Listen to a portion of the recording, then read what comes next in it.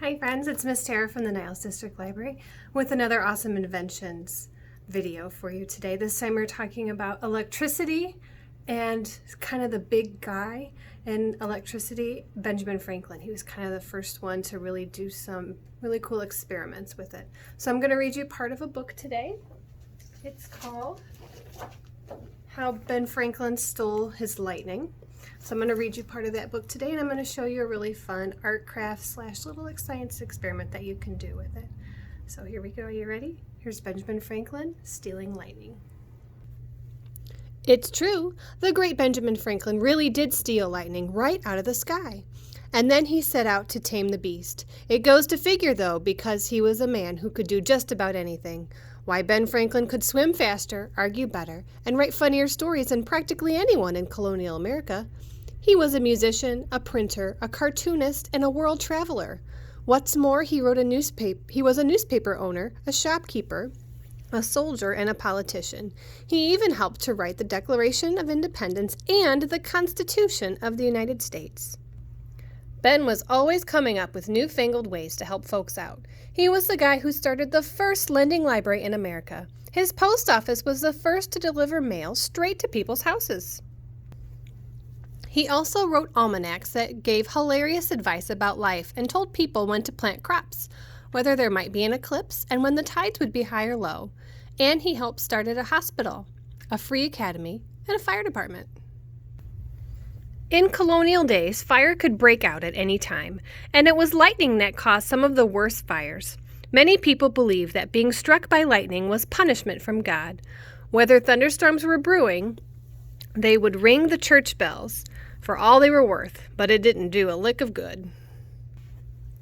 Of course, after Ben stole the lightning, there weren't nearly as many fires for firefighters to put out. Now, why was that? I'm here to ask you. And how did he steal any lightning in the first place? Well, it's a long story, but before we get to the answer, here's a hint. One of the things Benjamin Franklin liked to do best was make inventions. Why, Ben was born inventor. He loved to swim fast, but he wanted to go even faster. So one day, when he was a mere lad of 11, he got some wood and invented swim paddles for his hands and swim fins for his feet. Ben could go faster all right, but the wood was pretty heavy, and his wrists got plumb wore out. That's why his second invention was a better way to go fast. He lay on his back and held onto a kite string and let the kite pull him lickety-split across the pond. You might want to remember later on that, because Ben always did like kites. Ben kept right on inventing better ways to do things for the rest of his life. Take books, for example. Ben read so many books that some of them sat on shelves way up high near the ceiling. So he invented the library chair. If he pulled up the seat and popped out some stairs to help him reach any books on high shelves. And in case of climbing stairs that made him dizzy, he invented a long wooden arm that could grab his books too. He also invented an odometer that told how far he had ridden to deliver the mail, and the first clock with a second hand. And he even thought up daylight savings time. Then he invented bifocal so older folks could see up close and far away without changing glasses. Did the man ever stop to rest? Even when he was outside, Ben kept right on experimenting. For instance, he often sailed from England to France to do business for America. As he crossed the Atlantic Ocean, he charted the Gulf Stream by taking its temperature. Once sailors knew the route of this fast, warm river in the cold ocean, they could travel between America and Europe in a shorter time than ever before. He was probably the first person to write weather forecasts, too. Once he chased a roaring whirlwind by riding over the hills and forests of Maryland just to find out how it worked. Ben had an old scientific trick that he liked to show people every chance he got. He used some store oil inside a bamboo walking stick, and whenever he poured a few drops onto angry waves in a pond or lake, the water became smooth as glass. Meanwhile, over in Europe, people called electricians had started doing some tricks of their own. One trick was to raise a boy up near the ceiling with a bunch of silk cords, rub his feet with a glass electric tube, and make sparks shoot out of his hands and face. Another mean trick made the King of France laugh so hard that he could hardly stop. His court electrician had run an electrical charge through 180 soldiers of the guard, and they jerked to attention faster than they had ever had in their entire lives. But although people were doing lots of tricks with electricity, nobody had a clue about why or how it worked. So Benjamin Franklin decided to find out. He asked a British friend to send him an electric tube so that he could do some experiments. In one experiment, he made a cork electric spider with thread for legs. It kept leaping back and forth through a wire in an electric tube, just like it was alive. Another time, he asked a lady and a gentleman to stand on some wax. One held an electric tube and the other held a wire, and when they tried to kiss, they got shocked by all the sparks shooting between their lips. Ben even figured out how to light up a picture of a king in a golden frame. Anyone trying to remove the king's gold paper crown was in for a shock. Doing all these tricks gave Ben an idea for stealing lightning out of the sky. You see, Ben did not agree that being struck by lightning was a punishment for evil deeds. He believed that lightning was nothing more nor less than pure electricity. Now he set out to prove it. First, he made a silk kite with a wire on top to attract some lightning. Next, he added a kite string, tied a key to the bottom, and knotted a silk ribbon below the key. Ben and his son William stood outside in the rain outside of their doorway of a shed at the top side of a field. To keep from getting shocked, Ben held on to the dry silk ribbon. Then he flew his kite straight up toward a big rain cloud. For the longest time, nothing happened.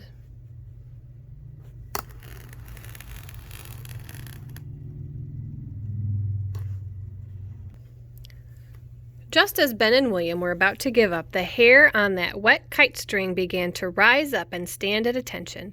Ben put his knuckle near the key, and yikes! Out jumped a bright spark of genuine electricity. Real lightning had traveled all the way down the kite string. Ben had stolen electric fire out of the heavens and proved he was right. Of course, we know that if the storm had been any stronger, the great inventor would have been toast. Finally, here's the part of the story where Ben's practice from thinking up all those inventions came in so handy. Way back then, you remember, lightning was always setting fires to ships, houses, and church spires. Even the best fire departments couldn't keep entire towns from going up in smoke. So Ben decided to make his most famous invention of all, the lightning rod. The whole idea was to pull lightning safely out of the sky before it could do any mischief. Ben showed people how to put a pointed iron rod on the tip-top of the roof's or the ship's mast to connect it to a wire leading all the way down under the ground into water. Now the lightning could follow a safe path without burning up a thing. This simple but brilliant invention worked beautifully. It saved more lives than anyone could count and made Ben Franklin a great hero. Scientists from around the world lined up to give Ben medals and awards, but during his long life he became much more the master of lightning.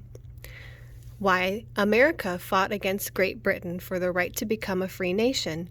Ben convinced France to come and help win the war, and when it was over, he helped convince Great Britain to sign the peace. He had also helped in so many ways that people of France honored him with a beautiful medallion. It says, "He snatched the lightning from the heavens and the scepter from tyrants." And so he did. So now that we know all about Ben Franklin and his experiments with electricity, let's make a really fun craft.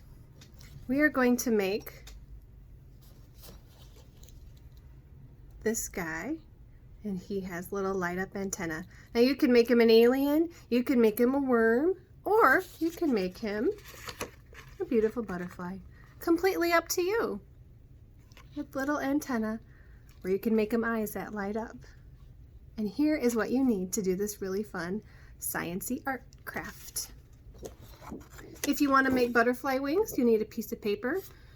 You can also use this to make your alien body a little bit bigger. You can give your caterpillar some really big, crazy arms, or whatever creature you'd like. So you need some paper, a popsicle stick. I like the big ones because they're easier to hold on to. But if you had a really yummy popsicle earlier in the day, you can save your popsicle and reuse it. You can recycle. I've got these 2032 batteries. You can find these at any store. Got some little craft puff balls. You can use any color you'd like. I've got a bunch of different colors here, whatever kind of color you want your creature to be. And some LED light bulbs. We got these from Amazon. They look like this, and they're super cheap, not a big deal. I also used a glue gun. If you're using a glue gun at home, you need to make sure that you have mom and dad or grandma and grandpa there helping you, because this gets really, really hot and it'll hurt your fingers. All right, so what I did to make this creature here, the first thing I did is I decided what I wanted to do. I chose to put googly eyes on mine, but you don't have to if you don't want to. You can make these the eyes if you want, coloring little eyeballs with a Sharpie. I just hot glued my puff balls on. Regular Elmer's glue will work. It just takes a little longer to dry and it can be a little bit messier. I like hot glue better anyway. All right, and then this is the magic. So I made my creature and I have the battery glued to the back. Actually, I didn't glue it down so I could show you. Okay, so the LED battery, the LED lights, they have little wires. Okay, there's 2 wires. They're like little hands that come out. You want to make sure that the wires are touching both sides of the battery or else it won't turn on. So electricity moves in a circle. It's got to have a circuit. Just like in Benjamin Franklin when the lightning hit the roof and it had the lightning rod to come down into the ground. So it went in a circle at a safe path. Lightning likes to follow a path. Electricity likes to follow a path. And the path needs to be closed. If it's open, there won't be any electricity. If it's closed, there will be. Open, closed, open, closed. All right. So what I did is I had some electrical tape at home, but you can use duct tape as well if you have that at home.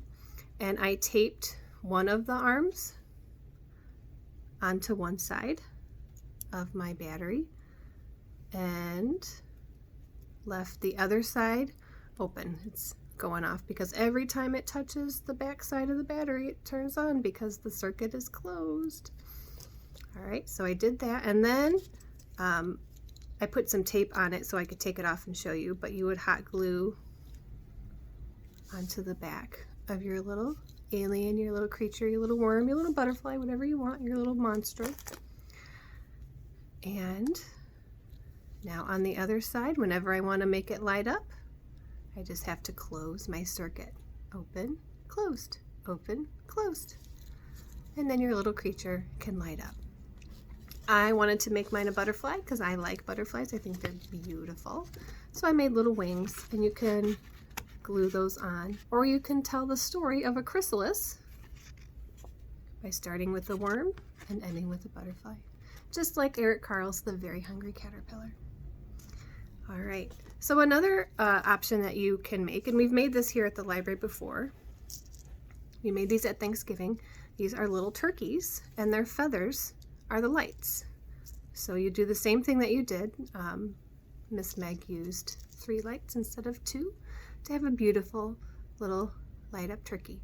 You can also do a peacock. Peacocks have the same thing if you have the right colors of puffy balls. And you can make your own little creature.